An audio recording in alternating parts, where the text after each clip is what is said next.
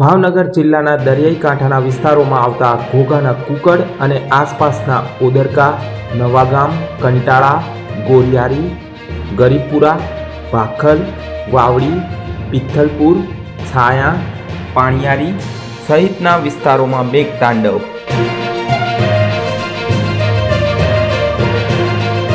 રાત્રે 1 વાગે શરૂ થયેલો વરસાદ સતત 3 કલાક સુધી વરસ્યો. રોડ રસ્તાઓ પર ગાબડા પડ્યા, અનેક રસ્તાઓ ધોવાયા.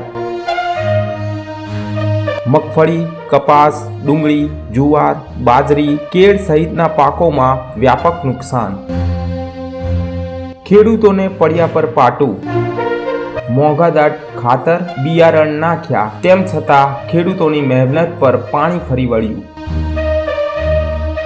લાખો રૂપિયાનું નુકસાન.